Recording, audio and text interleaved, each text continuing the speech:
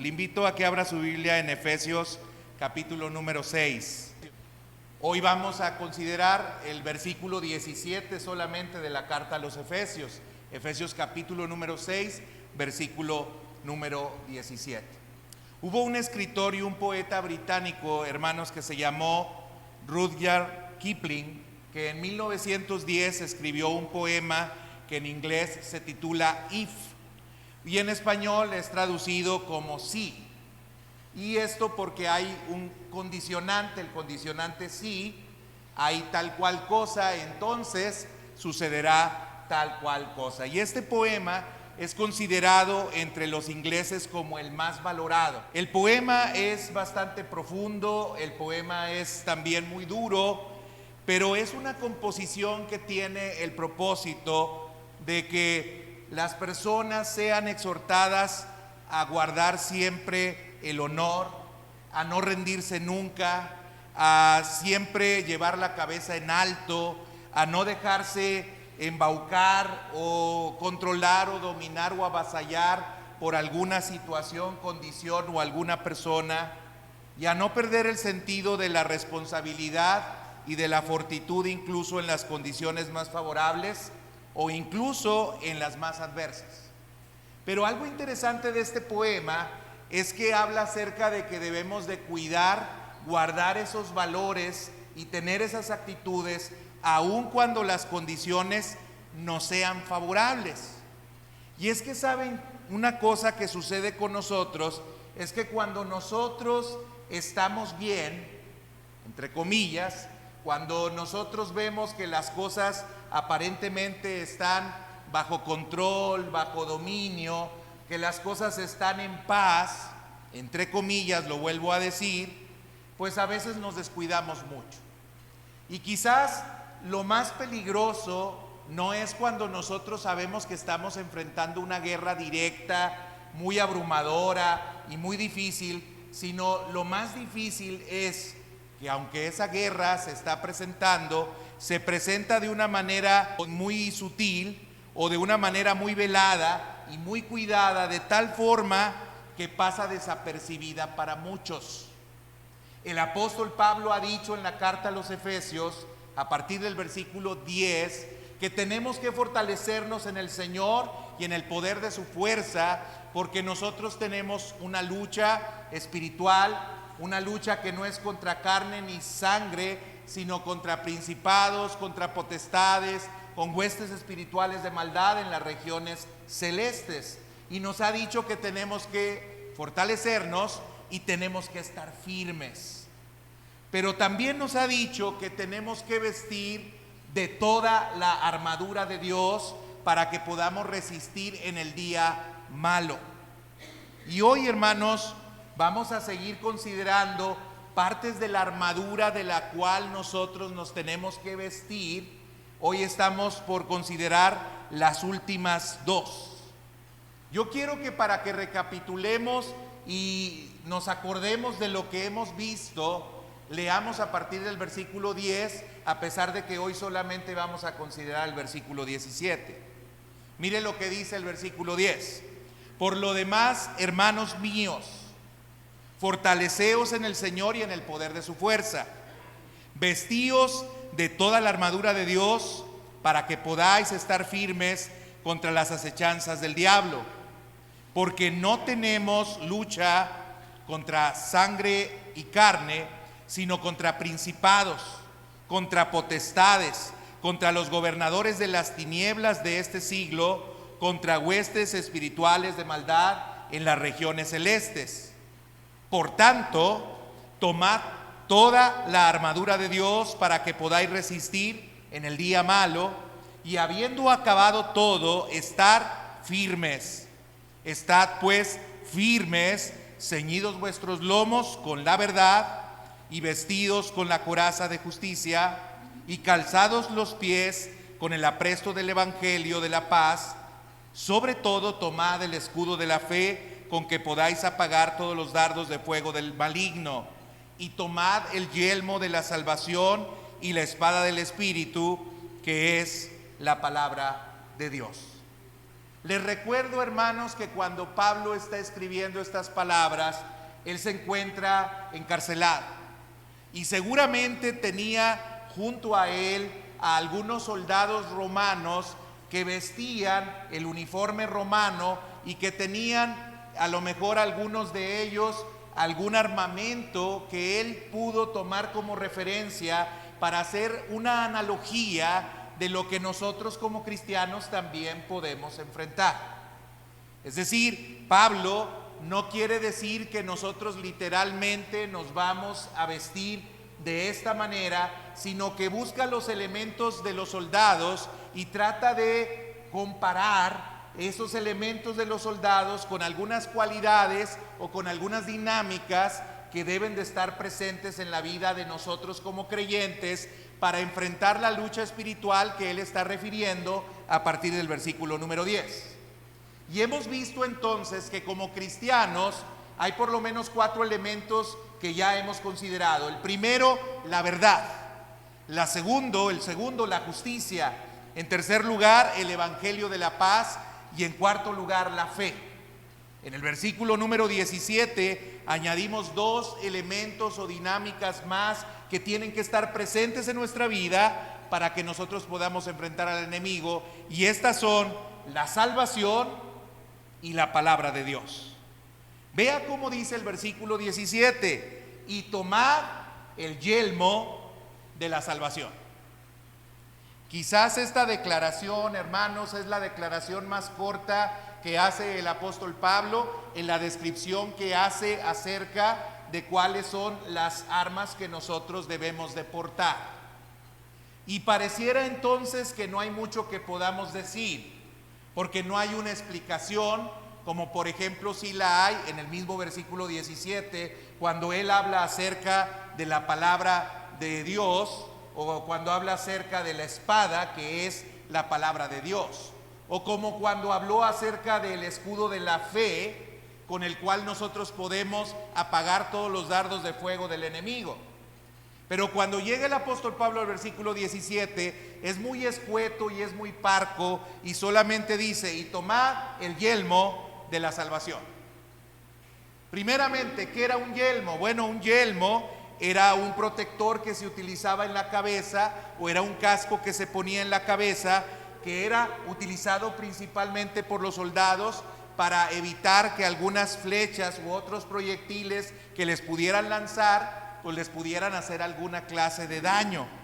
Servía también este casco para diferenciar a los soldados de entre los enemigos, porque algo que utilizaban también en ese tiempo en los cascos era algún tipo de plumaje que era de determinado color, y a través de ese plumaje entonces podían identificar quiénes eran de los suyos. Imagínense en una batalla multitudinaria de miles de personas, en las cuales pues seguramente no conoces a todas las personas, ni identificas a todas las personas, y en medio de la adrenalina y de la persecución que sientes, y que no solamente es algo que te estés imaginando, sino que es real, pues obviamente puedes confundirte y puedes terminar dañando al que es de tu propio equipo o al que es de tu propia milicia. Así que los cascos servían para identificación, pero también servían para cuidado o para protección. Y este yelmo romano, al igual que los cascos modernos, protegía la cabeza de los golpes que se podían dar. También hay alguna evidencia que dice que estos cascos sugiere que eran yelmos ceremoniales o especiales que se usaban en los desfiles, y que indicaban también cuál era el rango y cuál era la posición que tenía determinado militar o determinado soldado.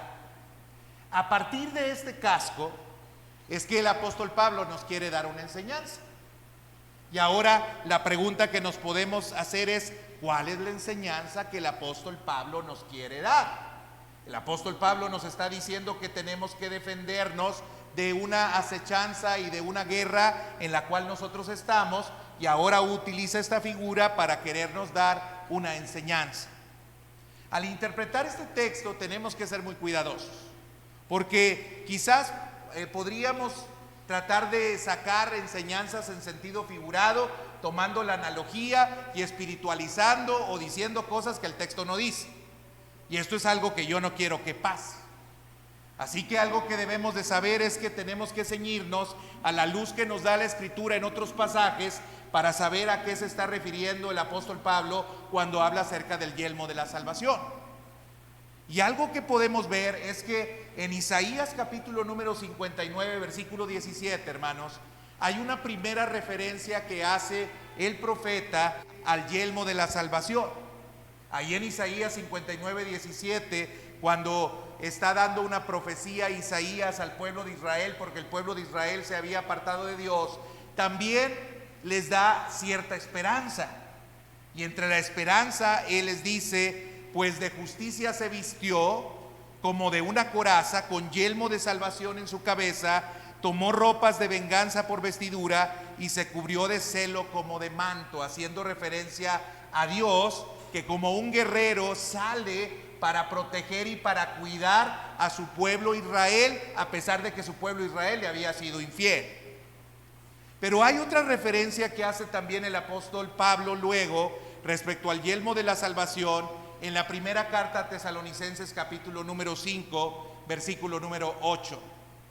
Y ahí en primera Tesalonicenses 5, 8, el apóstol Pablo habla acerca también de algunas pruebas o de algunas dificultades que nosotros estamos enfrentando, pero él dice: nosotros que somos del día, seamos sobrios, habiéndonos vestido de la coraza de la fe y del amor, y con la esperanza de la salvación como yelmo. Así que tomando como referencia este segundo pasaje de primera Tesalonicenses 5:8 que utiliza el apóstol Pablo, tenemos que entonces nosotros decir que la salvación de la cual el apóstol Pablo está haciendo referencia en la carta a los Efesios, tenemos que ligarla necesariamente con la esperanza. La salvación, hermanos, nos trae esperanza, y la esperanza, hermanos, es una arma poderosa para resistir a Satanás. La esperanza, escuche bien, la esperanza de nuestra salvación es una arma muy poderosa para resistir a todos los ataques que Satanás viene y hace en contra de nosotros. Mire, hermanos, Satanás busca la forma de quebrar nuestra esperanza y trata de hacernos caer. Y lo hace a través de varias formas. Una de ellas, y quizás la que está más de moda, es el secularismo.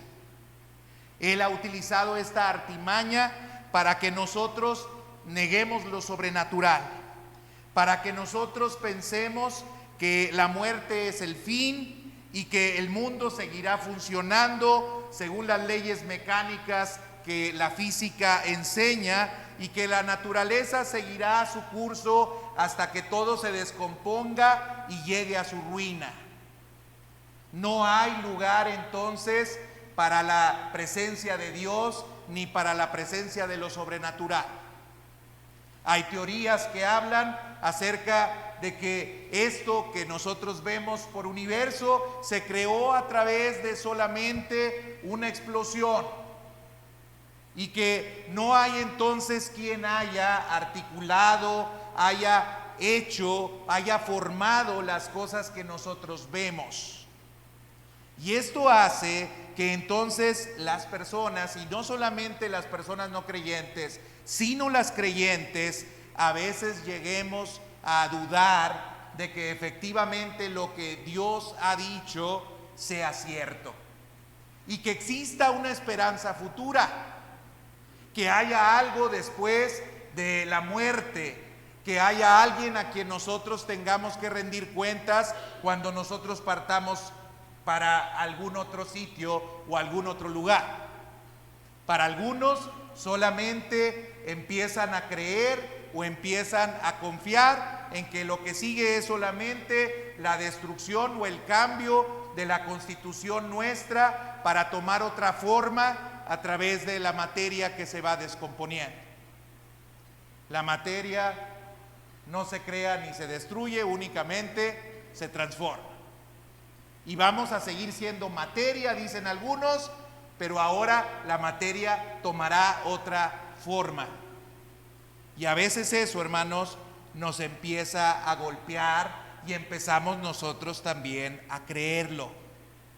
Pero la Biblia dice que si ese punto de vista nosotros lo empezamos a tomar, la respuesta lógica entonces será que al destruirse la esperanza de que hay una vida eterna y futura, también se destruirá la moralidad y el significado de la moralidad. Es decir, como yo no tengo a quien rendir cuentas, como yo no tengo a quien tener que decirle si estuvo bien o estuvo mal lo que yo hice, si viví bien o si viví mal a alguna persona, entonces irremediablemente podríamos caer en lo que cayeron algunas personas a las cuales amonestó el apóstol Pablo en Corintios, cuando les decía que si no había esperanza de resurrección, entonces él decía, pues comamos y bebamos, que mañana moriremos. Vivamos como queramos, hagamos lo que queramos, porque finalmente como no hay una esperanza futura de nada, entonces no tengo que sujetar mi vida a ningún criterio, a ninguna norma, a ningún precepto, porque finalmente todos vamos al mismo lugar. Y el mismo lugar es materialmente un panteón y se acabó el asunto. Y así Satanás a veces destruye la esperanza. Y esto hace entonces que nosotros caigamos en una vida disipada, caigamos en una vida inmoral, caigamos en una vida apartada de Dios, caigamos en una vida de desobediencia, porque creemos que no hay esperanza futura y que no hay nada que vaya a ocurrir después de la muerte. Esta visión secular, hermanos, que nos lleva a negar lo inmaterial, este secularismo no admite otra prueba que lo que los sentidos le da. Lo que se puede ver, lo que se puede tocar, lo que se puede oler, lo que se puede probar. Pero saben, existe una realidad que no es solamente material, de la cual está hablando el apóstol Pablo, y por eso estaba diciendo que nuestra lucha no era contra carne y sangre, sino que era una lucha contra entes que eran espirituales. Y si existen estos entes espirituales, existe también un ente superior que es Dios, que se opone a estos entes que se quisieron rebelar contra él. Satanás, hermanos, astutamente ha utilizado el secularismo para que nosotros nos vayamos apartando de Dios. La Biblia dice, hermanos, y lo dice claramente en la carta a los Hebreos, capítulo número 9, versículo 27 y 28. Y de la manera que está establecido para los hombres que mueran una sola vez, y después de esto el juicio, así también Cristo fue ofrecido una sola vez para llevar nuestros pecados o los pecados de muchos, y aparecerá por segunda vez sin relación con el pecado, para salvar a los que le esperan. Hermanos, los cristianos tenemos esta esperanza. Los cristianos creemos que hay un estado de prueba en el cual nosotros nos encontramos, y también sabemos que al final de este estado de prueba habrá un juicio, y que este juicio, si nosotros somos creyentes y hemos venido a Cristo, es un juicio que lo tenemos ganado y lo que tenemos seguro. Porque como hemos visto y hemos dicho, ninguna condenación hay para los que están en Cristo Jesús. Porque como hemos dicho, hemos sido justificados por la fe y tenemos paz para con Dios. Pero no ocurre esto para aquellos que se aparten de Dios. La Biblia es clara que dice que Dios nos hizo renacer para una esperanza viva por medio de la resurrección de Jesucristo de los muertos. A nosotros que somos guardados por el poder de Dios mediante la fe para alcanzar la salvación que está preparada para ser manifestada en el tiempo postrero. Tenemos esperanza de un futuro en el cual seremos librados completamente del pecado y de las condiciones que el pecado trajo a nuestras vidas. Tenemos esa esperanza y esa esperanza nos protege. Y tenemos que siempre, cuando Satanás venga a tratar de hacernos creer que esto que hemos nosotros abrazado no es cierto, no es verdadero, tenemos que ponernos el casco o el yelmo de la salvación y tenemos que decirle: no, yo tengo esperanza de que esto va a ocurrir y de que esto va a pasar y no me voy a mover de allí. Me tengo que proteger con esa esperanza futura de que lo que Dios ha dicho lo hará y lo cumplirá. Pero si nosotros, en lugar de eso, nos dejamos manejar y controlar por esta clase de pensamientos, pues hermanos, entonces no podremos resistir a los embates del enemigo. Sin embargo, hermanos, no solamente Satanás nos puede engañar o puede venir a atacarnos a través del secularismo. Algo que también nosotros debemos de saber es que Satanás a veces no solamente nos persuade a través de esos argumentos ingeniosos. A veces Satanás trabaja a través de la desilusión y del desaliento. Es decir, Satanás tiene para todos, ¿no? Tiene para aquellos que son muy intelectuales y que quieren pensar y razonar y cuestionar cosas, y Satanás entonces lanza sus dardos y algunos caemos en esos dardos y entonces dejamos de tener la esperanza que Dios ha dicho que tenemos a través de la Escritura. Pero a veces no lo hace con algunas personas a través de esos argumentos que las personas empiezan a pensar o a creer, sino que a veces Satanás lo hace a través de nuestros sentimientos o de nuestras emociones o de nuestras sensaciones. Y entonces empezamos a dudar de la esperanza que tenemos. Por ejemplo, si nuestras oraciones no obtienen la respuesta que nosotros deseábamos, si año tras año pasa sin que Jesús regrese, si te sientes decepcionado y Satanás entonces aprovecha ese sentimiento y te hace preguntarte si el Señor es real y si lo que Él ha prometido es verdadero. Y algunos, hermanos, sucumbimos y nos dejamos dominar por esta clase de pensamientos. Algunos han tenido crisis espirituales fuertes en las cuales se han apartado por tiempo de la iglesia porque no se sienten bien, porque escuchan y ponen atención a las sensaciones y a los sentimientos que tienen. Y hay algunas personas que incluso han venido conmigo y me han dicho: es que yo no siento nada, es que han pasado los años y me sigo sintiendo igual. Y es que de verdad, pues yo no veo que las cosas cambien. Y entonces eso les hace creer que entonces las promesas que Dios ha dado o la presencia de Dios no es real. Pero no asimilan y no entienden que ese es trabajo que Satanás está haciendo. Que esa es la manera en la cual Satanás está filtrando y está tratando de hacerlos caer y hacerlos desistir de la fe que ellos alguna vez tuvieron. Y la gente entonces empieza a retroceder. Satanás empieza a preguntar: oye, pues si has estado luchando por ser una mejor persona y para hacer también de este mundo algo mejor, pero no se ve la mejoría ni en ti, ni en el contexto en el cual te mueves, pues entonces, ¿será cierto que realmente hacerle caso a lo que Dios está diciendo vale la pena y verdaderamente Dios estará presente o existirá o hará algo? Y entonces Satanás te dice: ¿y para qué sigues luchando? ¿Por qué sigues luchando por tu familia? Si en tu familia nadie te hace caso.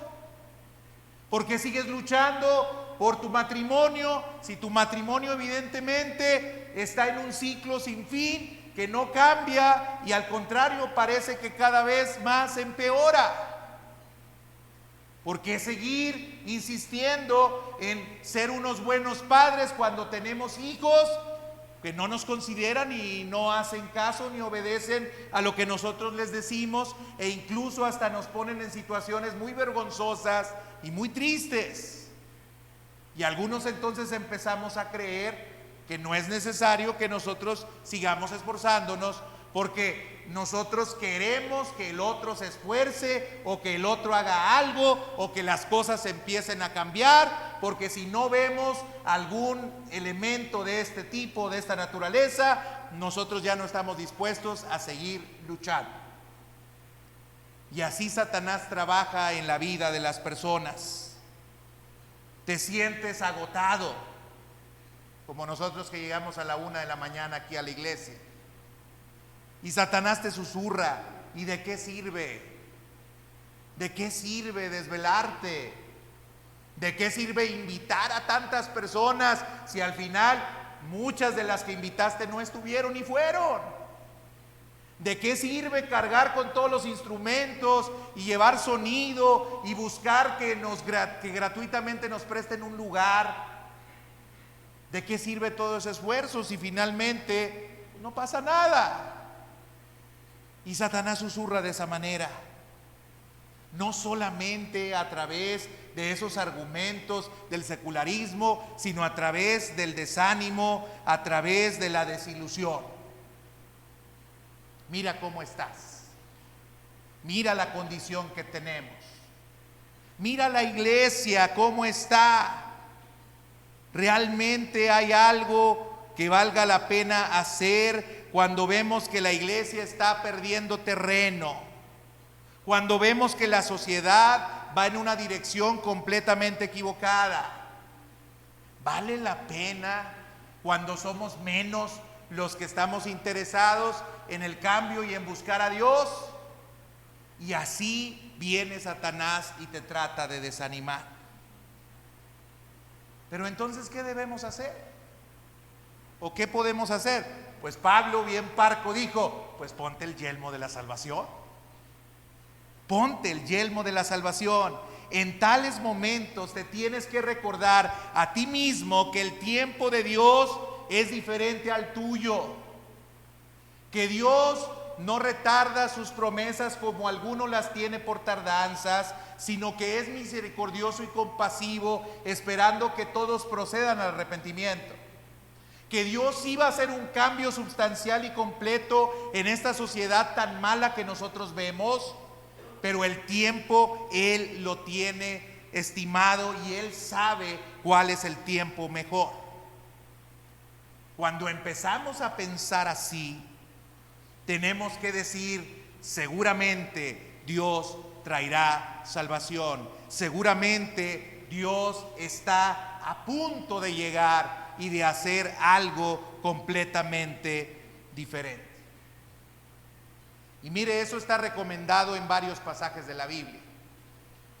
Por ejemplo, en 1 Tesalonicenses 5, del 1 al 9, que leíamos parte de estos versículos cuando decía que había un paralelismo entre Efesios y Tesalonicenses. Y encontramos que dice, pero acerca de los tiempos y de las ocasiones, no tenéis necesidad de que yo os escriba, porque vosotros sabéis perfectamente que el día del Señor vendrá, así como ladrón en la noche.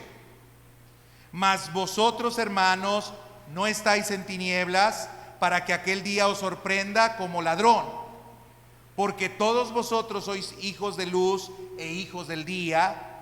Por tanto, no durmamos como los demás, sino velemos y seamos sobrios. ¿Qué tenemos que hacer? Lo que tenemos que hacer es justamente ir a la palabra y darnos cuenta que en la palabra Dios nos dice que los tiempos serán malos, que las cosas irán de mal en peor. No sé por qué nosotros tenemos la idea de que antes de que venga Cristo las cosas se van a mejorar, porque esto no es algo que enseñe la Biblia.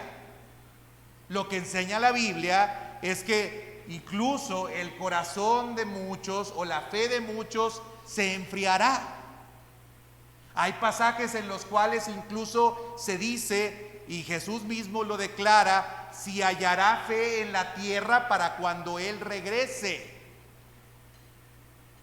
Hermanos, si tenemos una visión de una iglesia avasallante que va tomando espacios y lugares en la sociedad y ganando muchos prestigio, hermanos, no es precisamente lo que diga la Biblia que va a ocurrir o va a suceder. Por eso el que persevere hasta el fin, ese será salvo.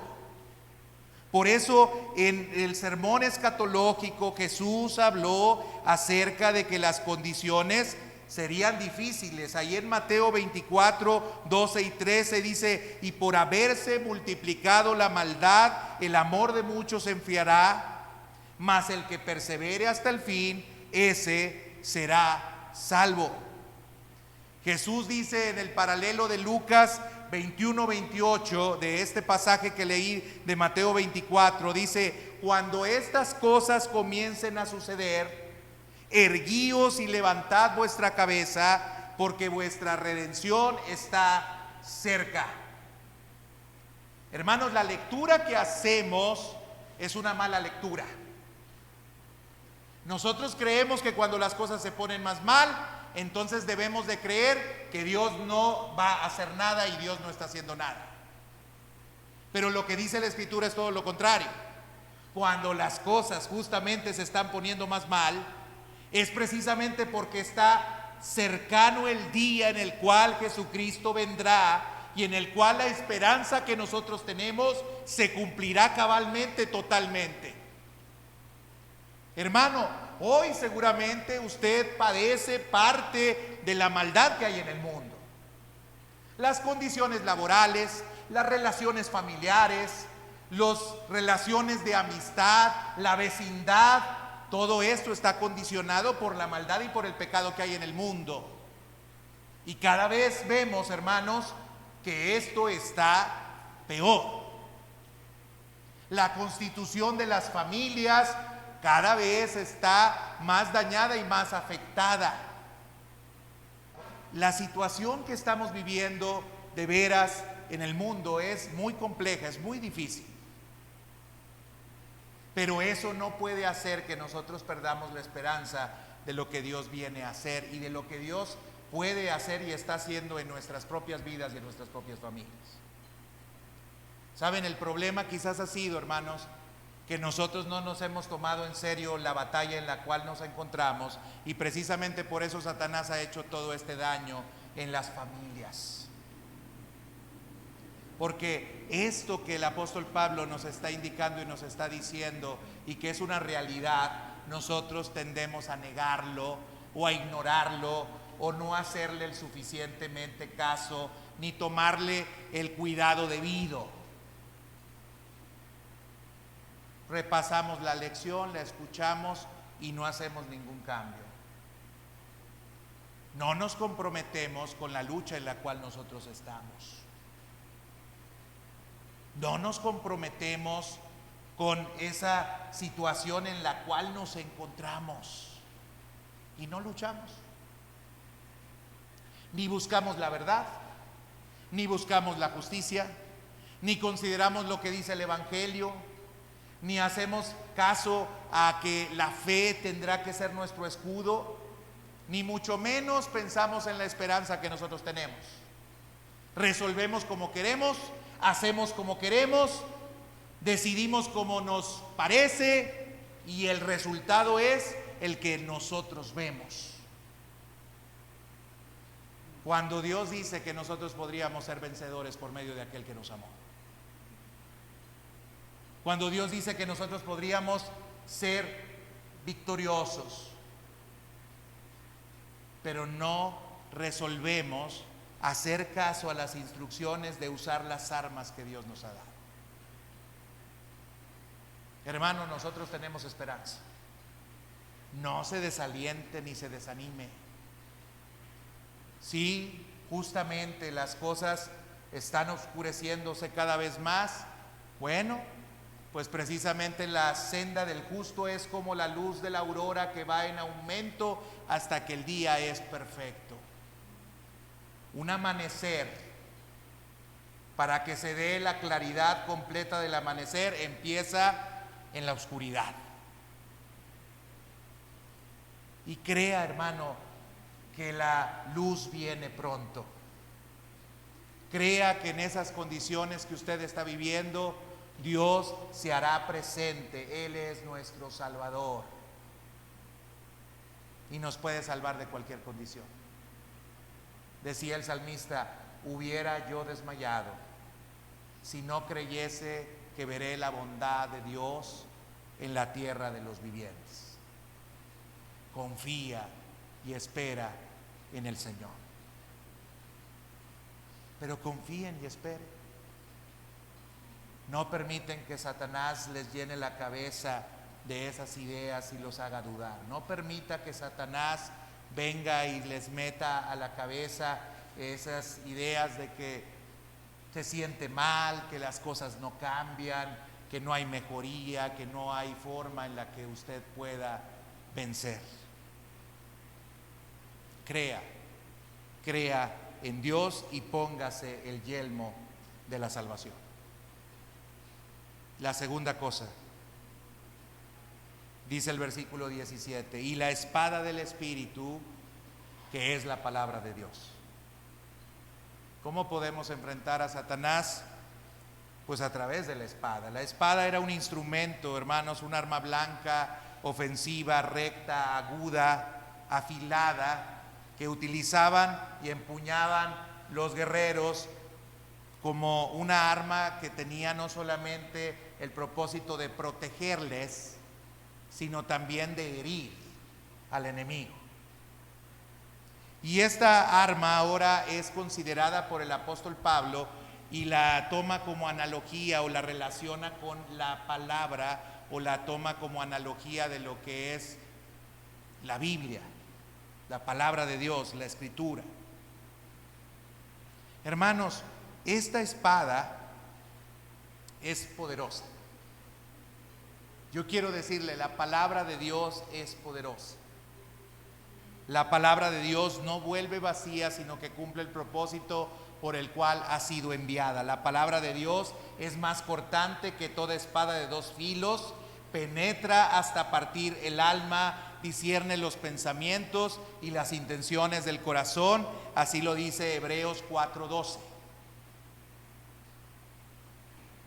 Y eso yo lo creo. Yo creo que la palabra de Dios es poderosa.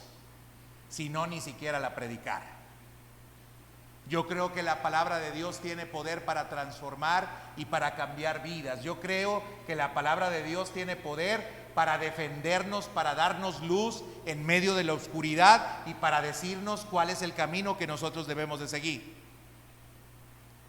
En la Escritura mucho se dice de la palabra no solamente como espada, sino como luz. O a lo mejor vamos a pensar como los Jedi, que la palabra es esa espada de luz. Es una espada que hiere, pero también es una espada que ilumina. Así lo dice la Escritura en el Salmo 119, 105: lámpara es a mis pies tu palabra y lumbrera a mi camino. En el mismo Salmo 119, pero en el 130, versículo 30, 130 dice: la exposición de tus palabras me alumbra. La exposición de tus palabras me alumbra. En Proverbios capítulo 6, versículo 23 se nos dice: porque el mandamiento es lámpara y la enseñanza es luz. Y en segunda de Pedro capítulo 1, 19 se nos dice que debemos de estar atentos a la palabra como una antorcha que alumbra en un lugar oscuro. Hermanos, la Biblia nos muestra entonces que la misma Escritura tiene una utilidad. Pero creo, hermanos, que el problema es que nosotros poco la usamos. Ese es el problema que tenemos con la espada del Espíritu o con la palabra de Dios. Poco la usamos. La espada del Espíritu detecta el mal, hermanos. Cuando alguien presenta una instrucción o enseñanza que no es bíblica, cuando tú has estado expuesto a la palabra, esa enseñanza te suena mal. A lo mejor de entrada no puedes identificar cuál es el error, pero cuando estás expuesto a la palabra constantemente y cuando escuchas algo que es distinto a la palabra, te puedes dar cuenta de que es diferente, porque tu espada está brillando, porque te permite ver circunstancias o situaciones que otros no pueden ver. Cuando alguien te sugiere un curso de acción que va orientado hacia el pecado, tú inmediatamente lo puedes percibir. Tu espada vuelve a brillar y te das cuenta que esas propuestas que te están haciendo no son propuestas que Dios quiera que tú aceptes o que tú sigas.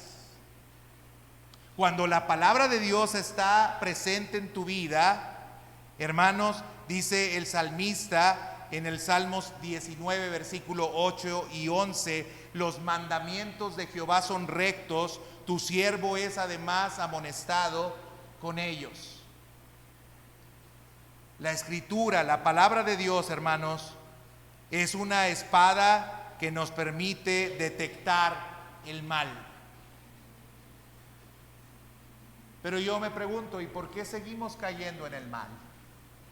¿Por qué seguimos haciendo cosas que es muy evidente que están mal hechas? ¿Por qué seguimos decidiendo de una manera tan arrebatada y tan equivocada? ¿Por qué seguimos decidiendo cosas que en lugar de nuestro beneficio van en nuestro perjuicio? ¿Por qué lo seguimos haciendo? Porque no usamos la espada. Porque la espada nos ayudaría a identificar claramente lo que nosotros tenemos que hacer o lo que no tenemos que hacer. Si alguien te quiere desviar, la palabra te ayudaría. El Espíritu Santo, porque es la palabra del Espíritu, te ayudaría a que no te engañaran. La unción que está sobre nosotros y que recibimos de Dios permanece en nosotros y no tenemos necesidad de que nadie nos enseñe, porque la unción misma nos enseña todas las cosas, dice Primera de Juan capítulo 2 versículo 26 y 27. La palabra de Dios nos enseña todas las cosas, pero estamos poco adiestrados en el uso de la palabra, hermanos. La Biblia está empolvada. La Biblia no se usa. La Biblia no se lee. La Biblia no se escudriña. La Biblia no está cercana a nosotros, ni la consideramos como un elemento que podamos aplicar a la vida misma. Creemos que la Biblia nos es útil aquí, solamente aquí. ¿Cuándo? Pues cuando el pastor se avienta su sermón de 1 hora. ¿O cuando tenemos que hacer una lectura? ¿O cuando alguien está cantando y refiere algún pasaje bíblico y la Biblia nomás nos es útil para este momento, pero saliendo de aquí la Biblia no nos es útil para nada? Bueno, eso es lo que creemos, pero estamos muy equivocados. La Biblia tendría que ser la luz en todo lugar a donde nosotros vamos. En un negocio que tú vas a hacer, la Biblia tendría que estar presente. En una decisión que tú vas a tomar, la Biblia tendría que estar presente. En alguna opción que estás considerando, la Biblia tendría que estar. Por eso nuestra vida luego entra en crisis y nos sentimos desorientados y sentimos que las cosas no están fluyendo bien y no están pasando bien y creemos que las cosas no están ocurriendo como nosotros lo habíamos planeado. Pues sí, es que lo planeaste, pero no consideraste lo que la Biblia decía. No consideraste lo que Dios te revela y te quiere mostrar. Y por eso te sientes como te sientes y por eso te encuentras como te encuentras. Porque la palabra no ha figurado. Hermanos, la palabra no solamente nos ayuda para discernir el mal, sino para derrotar al mal. Este pasaje ya recurría a él, pero en Lucas capítulo número 4, versículo 1 al 13, usted recuerda a Jesús enfrentando los embates de Satanás. Y dice Lucas 4 del 1 al 3 que Jesús, lleno del Espíritu, fue llevado por el Espíritu al desierto por 40 días y era tentado por el diablo y no comió nada en aquellos días, pasados los cuales tuvo hambre. Y dice que entonces el diablo le dijo: si eres hijo de Dios, di a esta piedra que se convierta en pan. Jesús respondiendo le dijo: escrito está, no solamente de pan vivirá el hombre, sino de toda palabra que sale de la boca de Dios. Escuche lo que hizo Jesús. Citó directamente la escritura y dijo: escrito está. Yo conozco lo que dice la palabra, yo conozco lo que dice la escritura, y en esta propuesta que tú me estás haciendo, yo tengo una respuesta para ti. Y la respuesta no es la que a mí se me ocurrió, ni la que yo ideé o la que yo pensé. La respuesta está escrita. Citó directamente la palabra, citó directamente la escritura. Hermano, pregúntese siempre, en cualquier condición, ¿qué dice la palabra? Porque hay palabra para nosotros revelada en toda situación y en toda condición. ¿Pero has considerado lo que dice la palabra o ya tomaste tu decisión? Si no escuchas la palabra, estarás en problemas. Sigue diciendo: y llevó el diablo a un alto monte y le mostró en un momento todos los reinos de la tierra, y le dijo el diablo: a ti te daré toda esta potestad y la gloria de ellos, porque a mí ha sido entregada y a quien quiero la doy. Si postrado me adorares, todos serán tuyos. Pero Jesús respondiendo le dijo: vete de mí, Satanás, porque escrito está. Hermano, ¿qué valor tiene la escritura para usted? ¿Qué está escrito en la palabra? ¿Qué está escrito en relación al tema que usted está viviendo? ¿Qué está escrito en la palabra? Pero no tomamos la espada. Y por eso Satanás nos hace garras. En lugar de citar la escritura, citamos a algún pensador. En lugar de citar la escritura, citamos alguna ideología. En lugar de citar la escritura, alguna corriente psicológica o alguna corriente filosófica. En lugar de decir: escrito está, Dios lo dijo y eso no cambia. Aunque el psicólogo diga lo que diga, aunque el filósofo diga lo que diga, aunque las propuestas suenen bastante lógicas, escrito está, escrito está, escrito está. Y Jesús lo vuelve a hacer en una tercera ocasión. Le llevó a Jerusalén, le puso sobre el pináculo del templo y le dijo: si eres hijo de Dios, échate aquí abajo, porque escrito está. Ahora Satanás quiso utilizar la palabra y dijo: yo también sé lo que dice la palabra, escrito está. A sus ángeles mandará cerca de ti que te guarden, y en las manos te sostendrán para que no tropieces con tu pie en piedra. Pero respondiendo le dijo: dicho está, no tentarás al Señor tu Dios. Y cuando el diablo hubo acabado toda tentación, se apartó de él por un tiempo, o dicho de otra manera, se fue como los perros con la cola entre las patas. No hubo manera en la cual Jesús pudiera caer, porque utilizó el arma que nosotros, hermanos, tendríamos que utilizar. ¿Cuál es la situación polémica en la cual te encuentras? ¿Cuál es la condición en la cual tú te encuentras en una encrucijada? ¿Cuál es el camino en el cual te encuentras, en el cual tienes que decidir si haces una cosa o haces la otra? Bueno, hermano, en ese justo lugar lo que tienes que pensar es qué está escrito y hacer lo que está escrito y nada más, porque esa es la manera en la cual vas a utilizar el arma en contra de Satanás. Jesús cortó las 3 tentaciones de Satanás citando la Biblia. Él siempre utilizó el arma de manera correcta. ¿Sabe? Estos 3 pasajes que citó Jesús se encuentran en el libro de Deuteronomio. Yo le quiero preguntar, ¿quién ha leído el libro de Deuteronomio? ¿O quién ha estudiado, no leído el libro de Deuteronomio? Es pregunta retórica, pero yo considero que muchos no lo han hecho. Bueno, si hubiera llegado Satanás con ustedes, no le hubieran podido decir escrito está, porque Deuteronomio no lo conocen. Y créame que Deuteronomio es uno de los libros, si decimos en términos humanos, más complicados, más difíciles, en el sentido de que es muy soso, porque Deuteronomio significa segunda ley.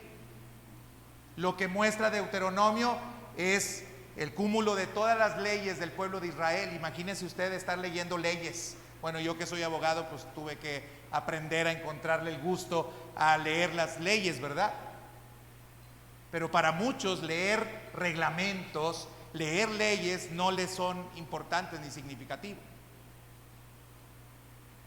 Pero de ahí, de ese sitio que a lo mejor algunos pueden decir, no, no. De ahí tomó el recurso y Jesús dijo, escrito está. Y por eso, hermanos, no me voy a mover de la idea de estudiar la Biblia versículo por versículo, porque toda la escritura es inspirada por Dios y es útil para enseñar, para corregir, para instruir en justicia, a fin de que el hombre de Dios sea perfecto, enteramente preparado para toda buena obra. A lo mejor usted podrá pensar que podrían ser mis mensajes menos densos.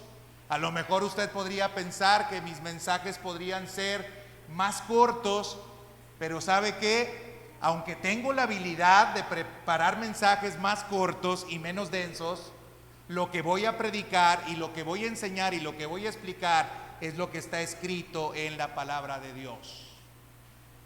Y eso es lo que lo va a proteger de Satanás. Eso lo va a proteger en la guerra en la cual usted se encuentra. No los chistes que le puedo decir,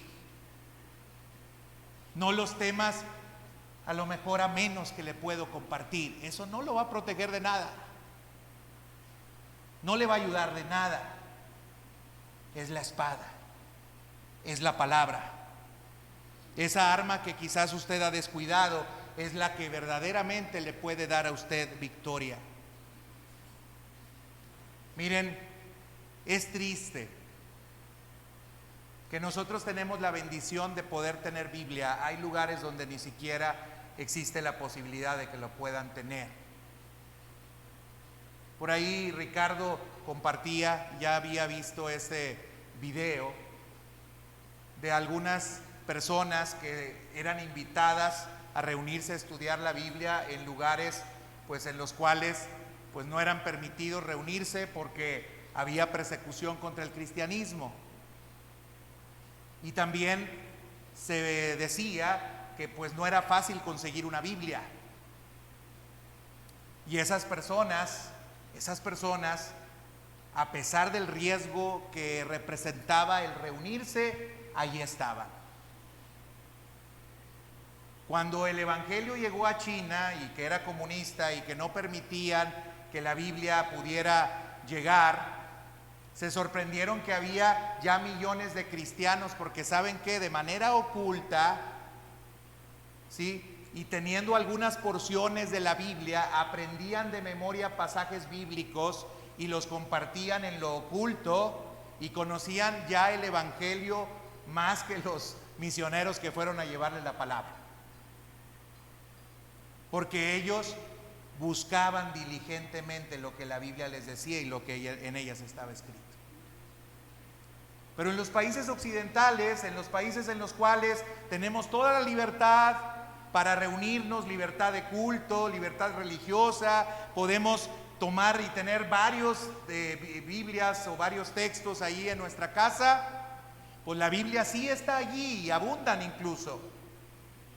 Mire, yo tengo hasta la posibilidad de dejar 4 Biblias aquí en la iglesia, para que no ande batallando que se me olvidó la Biblia. Aquí ya tengo mis 4 Biblias. Y tengo otras 10 más en la casa. No más que si las leo y si las estudio, Pero hay algunas personas que, a pesar de que tienen esas Biblias y tienen esos recursos, no las utilizan para nada. Se hizo una encuesta entre un país que es evangélico y que conoce la palabra de Dios. Se hizo una encuesta en relación a si pensaban que Satanás existía, y más del 50% dijo que no creían que Satanás existía y tienen la Biblia. Y yo me pregunto, ¿y qué está escrito? ¿Qué está escrito? ¿Pero en qué ha creído usted y en qué ha confiado? ¿Y a qué versión le va a hacer caso?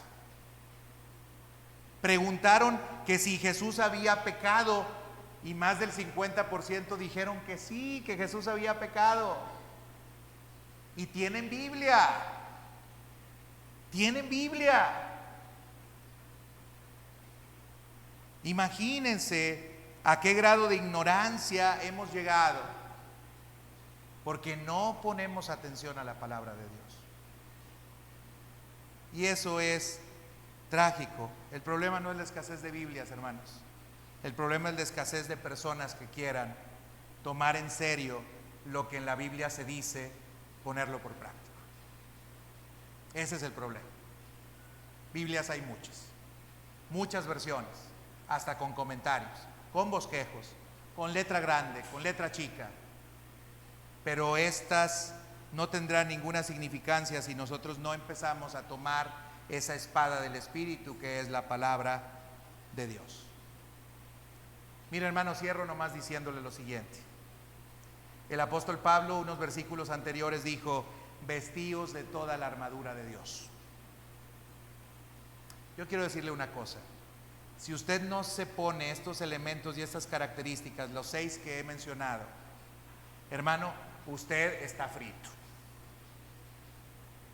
No hay posibilidad de que usted pueda ganar la batalla a Satanás. Estos 6 elementos tienen que estar presentes como cualidades en nosotros como cristianos.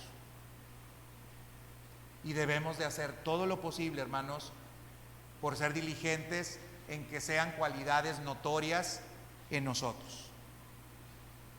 Decía también el apóstol Pablo que resistiéramos y que nos fortaleciéramos en el poder de su fuerza. Cité al principio a Rudyard Kipling, y él definía la fortitud como poseer la fortaleza o la fuerza emocional para soportar el mayor sufrimiento y las mayores dificultades con entereza, con madurez y sin quejarse. En esencia es estar en posesión de una especie de coraje moral que permite continuar hacia adelante con fuerza y con confianza ante las mayores adversidades imaginables, cuando todo aparentemente está perdido y cuando continuar luchando y resistiendo se torna absolutamente fútil. Fortitud significa asumir la plena responsabilidad ante una situación desfavorable y hacerle frente. Poseer fortitud intestinal significa tener agallas. Hermanos, palabras más, palabras menos. Pero el apóstol Pablo nos estaba diciendo: tienen que fortalecerse, tienen que estar firmes en lo que creen, tienen que seguir adelante, sí hay una lucha, sí hay una batalla, sí hay desgaste, sí hay pérdidas, sí hay dolor, sí hay aflicción, sí hay tristeza, sí la hay. Pero tienen que resistir y tienen que estar firmes.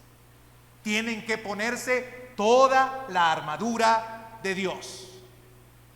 Y hermanos, esta es la invitación que hoy el Señor nos hace a través de la carta a los Efesios, en el capítulo 6 del versículo 13, del 10, al versículo número 17.